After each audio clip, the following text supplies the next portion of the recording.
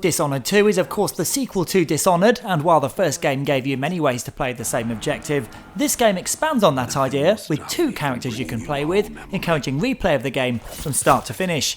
The game begins as you look through the eyes of Emily Kaldwin, the daughter of Corvo from the first game. If you remember, Corvo went on the rampage to avenge the assassination of the Empress of the Isles and at the same time clear his name. Emily has now taken her rightful place as Empress, but just as things are going well, up pops her evil auntie, who claims she's the long lost sister of Emily's mother and actually the rightful heir. Corvo and Emily become wanted, and that's when you choose to play as either character as you take refuge on board a ship which acts as your game hub, and then go on missions to take back your rightful place on the throne. The game has that same stylised steampunk feel to it that we also saw in Bioshock Infinite, where even the characters around you have big hands and strange shaped faces. It is, however, beautiful with great attention to detail and some wonderful vistas to look at.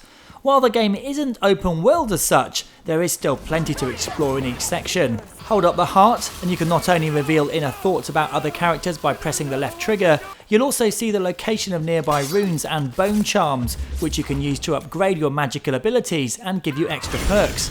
Incidentally, if playing as Emily, you can choose also whether you receive the mark from the outsider or not when you visit the ethereal void, which grants you magical powers, or play the game using only weapons and gadgets at your disposal. I'd recommend using powers first time around because this game is hard. Combat is visceral and enemy AI is pretty good. They will investigate the slightest noise and all come running if you're spotted. You then have to either fight them all off or run away and hide until they give up. Emily is supposed to be the stealthier of the 2 characters, but until you require dark vision that lets you see through walls and vision cones, and shadow walk, which turns you into a crawling shadow where you can take people down in a super stealthy manner, you will get seen and swamped by guards who will kill you over and over again. You get bonus points for not killing anyone, but again, maybe try that for further playthroughs when you're powered up and know the levels a bit better.